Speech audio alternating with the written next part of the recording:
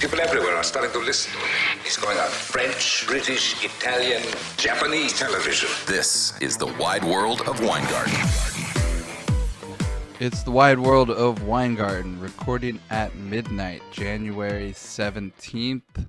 Rapid reactions from Wild Card Weekend. The Cincinnati Bengals beat the Las Vegas Raiders 26-19 on Saturday, the first wild card game of the weekend. Obviously, the big story in this game is the officiating, and whenever we're talking about officiating, whenever we're referring to officials by name, it's usually because they screwed up or they missed a call. Officials never get credit when they do anything right. They're only noticeable when they do something wrong, and the big play that was missed in the Bengals game was the inadvertent whistle, which was miscalled or incorrectly called. Should have been a replay of downs, not a touchdown. You could see on the tape that the Raiders safety stopped playing. He thought the play was blown dead, and it was just a wide open touchdown for Boyd, and it gave the Bengals an early 20-6 lead. The Raiders were never really able to come back, and truthfully, I think the Raiders were better off taking the tie and going to Kansas City. They were gassed on defense early, and they just couldn't push ahead on the road, and I don't really blame them. I think it was a bad spot anyway, and there's a reason why this game was the early Saturday game with the Jerome Bogart crew.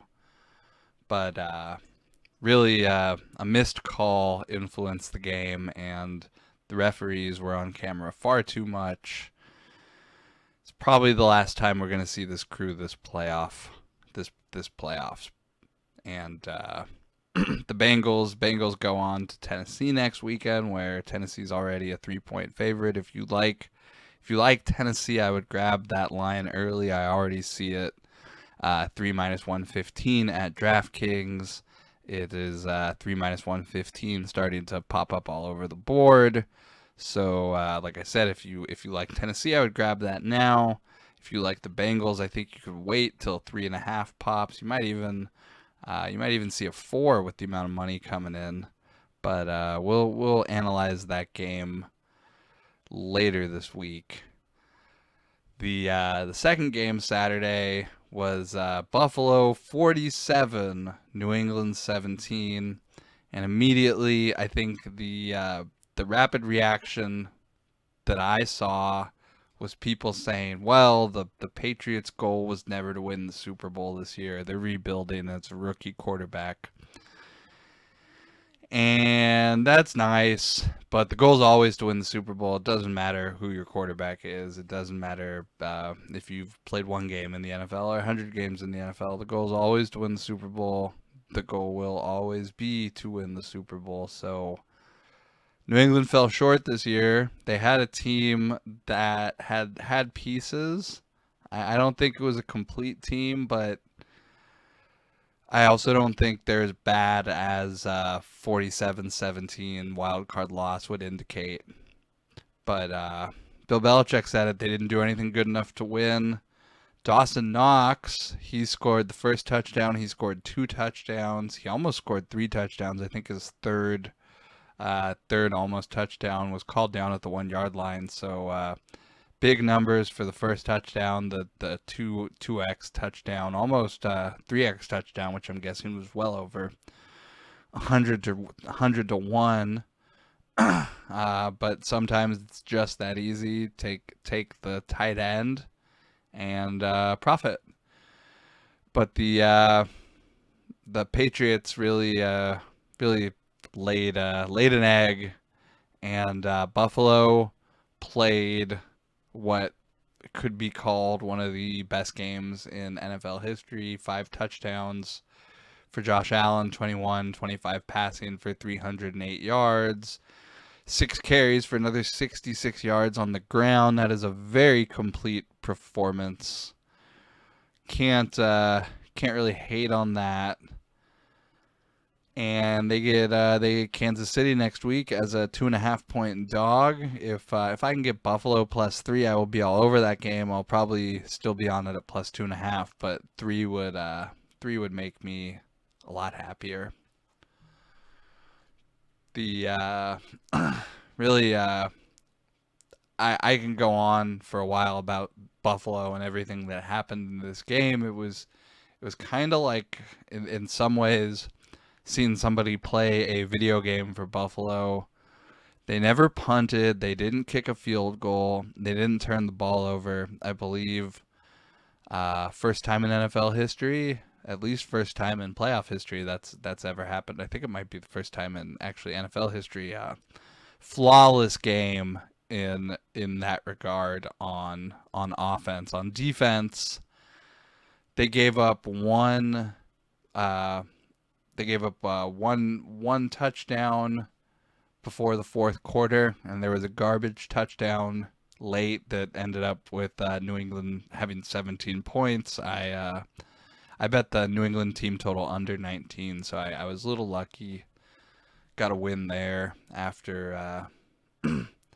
Actually, I got a win with the Bengals too. So I started off pretty well. Saturday was actually a fine day. It was Sunday today, or actually now yesterday, as it's just past midnight. But my first bet was the Eagles first half. That did not work out. It did not come close to working out. Disappointing game. Tampa was on the verge of a shutout until the fourth quarter. 15 points late in garbage time extended the game, but don't let the score fool you. 31-15 Buccaneers win. Could have been 31-7. Could have been 31-0. Excuse me, my earpiece is coming out a little bit. Jalen Hurts, a lot of people are saying not a good quarterback, or he's can't win with him. I don't agree with that. I think you got to keep in mind that he's about the same age as Mac Jones. He's practically still a rookie, and I wouldn't give up on him so quick. If the Eagles were foolish enough to give up on him and try to dump him for anything but a first or a second round pick, I would absolutely take a flyer like him. Quarterback talent doesn't grow on trees. Young quarterback talent doesn't grow on trees. Like I said, I absolutely would not give up on him. Good game from Tom Brady. Overall, though, I think he stayed in a little later than he needed to. Could have given way. Never really a threat in the fourth quarter here. But Tampa's gonna get the winner of the Rams game pending on Monday next week, and we'll see if they can make a run. I'm not sure they're gonna make it out of the second round, but we'll talk about that later. The second game on Sunday was the only competitive wild card game, the most competitive wild card game, the most interesting to watch. It was competitive for the longest parts. There were parts early where San Francisco was running away with it, but the Cowboys came back, and 23-17 was the final score. But it was 16-7 at halftime. When I previewed this game last week, one of the things I pointed out was the Trent Williams matchup at left tackle versus anybody he's blocking, but specifically Leighton Vander Esch. And I did notice Leighton Vander Esch ended up on the stat sheet with 13 tackles, 5 solo, so generous stat keeping from the home statistician to give him 13 tackles when only 5 of those were actually solo. But the first thing I noticed when I watched this game, I watched Trent Williams on every play on the first drive, and he was just dominating anybody he blocked. And he got to the second level early a couple times and took out Van Der Esch on some early runs for Eli Mitchell, and it was obvious if you watch the game, if you look at the box score, 38 rushing attempts versus 25 passing attempts, it was clear that the game plan, like I predicted, was to run the ball, run it behind Trent Williams, let that line create havoc and do their job, and they did. Michael Parsons got hit in the head early, came out, checked for a concussion, came back in. 10 tackles, 3 solos for him. Only 1 tackle for loss. Only 0 sacks. Only 0. Did not record a sack. I'm not sure that he would have been cleared had this not been a playoff game, but they also do have independent neurologists now on the sidelines, so they must not have thought that he was severely concussed to allow him to come back in, but it didn't make a difference. The game plan for the 49ers worked. They ran the ball. They ran it very well. 27 carries for Eli Mitchell, 10 for Deebo Samuel to go along with 3 receptions. So 13 total touches for Deebo. I think that's it's a very good strategy to try to get Deebo 12 to 15 touches a game. If you know you're not going to be able to get him the ball out in space, with Garoppolo, you can put him in the backfield. 10 carries is absolutely fine, especially if he's averaging 7.2 yards a carry. Scored a rushing touchdown today. It was long at 26, so he's definitely working. The 49ers on to Green Bay this week, where I think they will run back a similar game plan, heavy running, make Green Bay stop them, dare them to stop them. Trent Williams gets the game ball from me this week, and like I said, he's a rare offensive tackle who has the ability to change a game.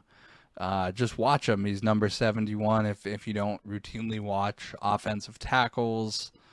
I very, very much enjoy watching him blow people off their just out of their stances constantly. Best offensive lineman in football. PFF graded him highest grade for any lineman I think ever for the 2021-2022 season. So high praise for him. First ballot future Hall of Famer.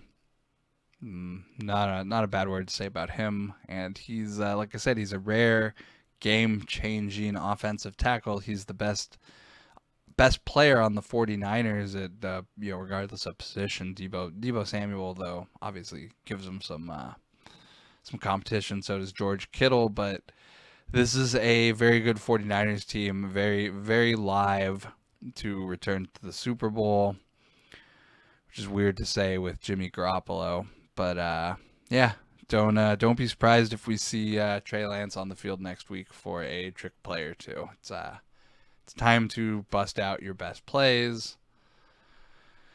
Kansas City, the late game. We'll talk about Kansas City, Pittsburgh, and my thoughts on the late game and the games this weekend after a quick break. Welcome back, Wide World of Weingarten. The Sunday night game was my favorite game of the week, my biggest bet of the week, my biggest disappointment of the week. Not the biggest surprise of the week, though.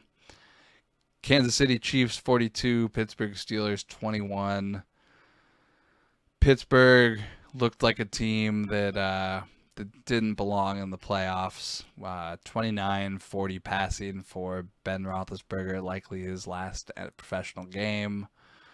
215 passing yards, 2 touchdowns, both touchdowns late in the game in garbage time when it was already decided. 63 points in this game, unusually high amount of scoring considering the game was 0-0 after the first quarter. TJ Watt opened the scoring with a defensive touchdown, and the Steelers started up 7-0, only to be blown out. I think 42-7 the rest of the game until garbage time with 2 late touchdowns. It could be slightly off with that, but they got routed. The offense couldn't do anything.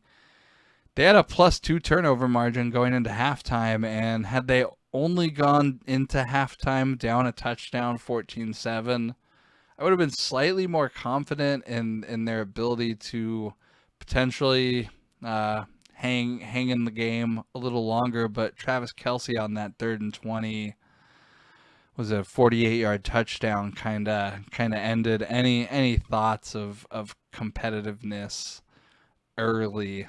So my bad. I recommended the Steelers against the spread, and don't let the 21-point final margin fool you. It was absolutely uncompetitive after the first quarter. After the Steelers went up 7-0, they were just not in it. And there's a whole lot of reasons you could pin it on Ben Roethlisberger, and I'm fine with that. The receivers didn't get open. They couldn't get out, and they couldn't separate. Ben couldn't get him the ball.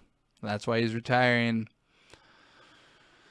The Chiefs played what would be the best game statistically of any offense of the weekend had the Buffalo Bills not existed. Patrick Mahomes 30-39, 404 yards, 5 touchdowns, 1 interception, 6 passing touchdowns total in the game. Travis Kelce was 1 for 1 for a 2-yard touchdown. Also caught a touchdown for. He had 5 receptions, 108 yards, and a touchdown. So caught and threw a touchdown. Patrick Mahomes threw 5 touchdowns. I've said it before, but Patrick Mahomes consistently plays at such a high level and does such great things that we tend to kind of overlook him when he doesn't do great things, and it's kind of a "what have you done for me lately" attitude. And I really feel like with him and Aaron Donald in particular, we don't necessarily respect the greatness that we're seeing on a game by game basis. Mahomes is good even when he's looking bad and playing bad. And tonight, 5 touchdowns. You could say, oh, well, it's the Steelers. The Steelers are still a professional football team, and 5 touchdowns was very impressive from Mahomes tonight. Another notch on his belt on a fine career for a Super Bowl champion.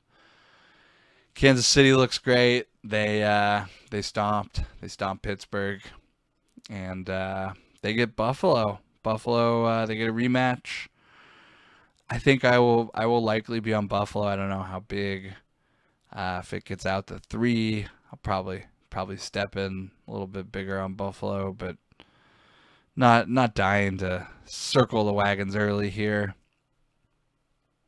I do think Buffalo is a formidable opponent and the best chance to knock off Kansas City in the second round here, the divisional round next weekend.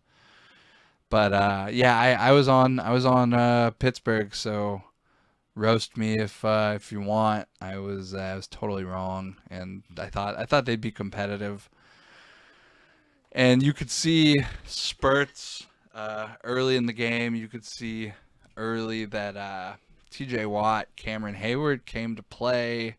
The defensive touchdown, I thought, was potentially a sort of ignition point where they were gonna come out and punch the Chiefs in the mouth and play good defense. But it's Patrick Mahomes, can't keep them down. Even a scoreless first quarter didn't stop Kansas City from ending up putting up 42 points. So that's the end of the Steelers. That's the end of my my betting weekend. was kind of a downer after a good Saturday. I did not have a strong Sunday. I thought between the Eagles and the Steelers there would be an upset today. The only upset was the public dog, the San Francisco 49ers. So not much there, not much exciting. But tomorrow's a new day, and we get the Rams Cardinals tomorrow afternoon, 5:15 Pacific, 8:15 on the East Coast. Rams are a 3.5 point favorite, minus 105 right now at DraftKings. I'm leaning towards the dog in this game. I think the Rams are going to win outright. They're a little bit heavy, minus 190 on a 3.5 point favorite. I think that's a little heavy on the money line. But the thing that concerns me is their lack of defensive backs. That should concern everybody. Jordan Fuller's out. Williams, I think, is out this week with a shoulder injury. Could be back if they advance. Taylor Rapp out with a concussion. Eric Weddle signed out of retirement. 37 years old. 4- or 5-time Pro Bowler. Played 1 or 2 seasons at the end of his career for the Rams. But I think, unlike the in-season Von Miller and Odell Beckham acquisitions, the Weddle move was out of absolute necessity, just needing a body, and he looks in shape. There's pictures of Twitter on him of him looking super jacked. It's not a concern to me that he's not in shape, but game speed is a concern for me, especially a playoff game coming off inactivity, retirement, even if he's been working out. All of a sudden to go 0-60 to full game speed, not necessarily the best move for the Rams. I'd be surprised if he seriously contributed tomorrow, but like I said, necessity might force him to be out there a lot more than you'd normally be comfortable playing a guy off the street like that. He does have experience though, so he knows the system, and he's a veteran who can really plug and play. As good as you're going to get at this point in the playoffs, but no Fuller, no Rapp. Jalen Ramsey, I think, is the only regular of the starting defensive backs. That should be very concerning this weekend. It should be very concerning to the Rams going forward. You really need to play a flawless game when you're depleted in your defensive backfield like that. But fortunately for them, they have Aaron Donald, Floyd, Leonard Floyd, and Von Miller up front, which is an incredibly formidable pass rush, which helps create opportunities for those defensive backs to get turnovers, and they tip passes, which create turnovers, and do all sorts of stuff that defensive lines do to impact football games. Don't have to mention Greg Gaines too. He's a very, very strong defensive tackle that very, very big contributor. Allows other players to get free. Takes up multiple blockers. But tomorrow the Rams are going to need a elite performance out of their defensive line to make up for the injuries in their defensive backfield. Matt Stafford kind of alternates, could be on a quarter-by-quarter basis at this point, not even a game-by-game basis. He has moments of brilliance and then moments of just sheer old guy, turnovers, what are you doing, man, sort of stuff.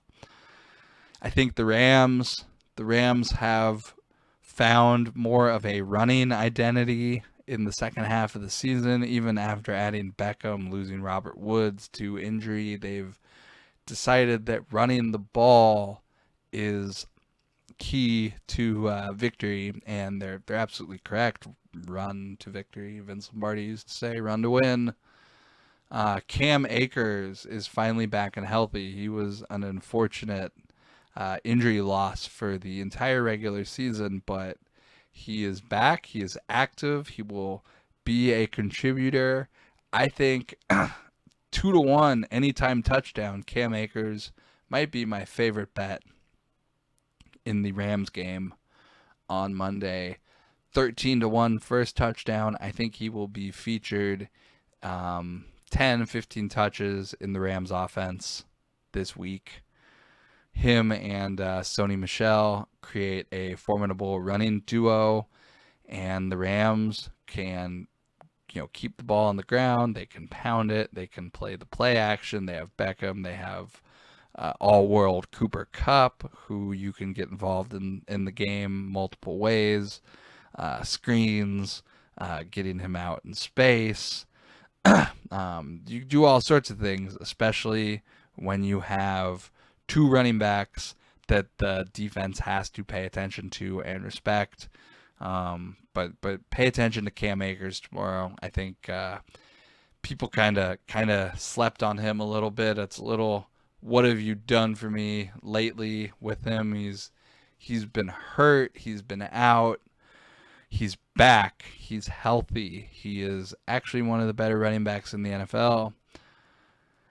And one of the benefits of him being out is that he has low mileage. He has no mileage from this season, in fact. So he's absolutely healthy now and ready to contribute. 13-1 first touchdown, 2-1 anytime touchdown. That's my favorite.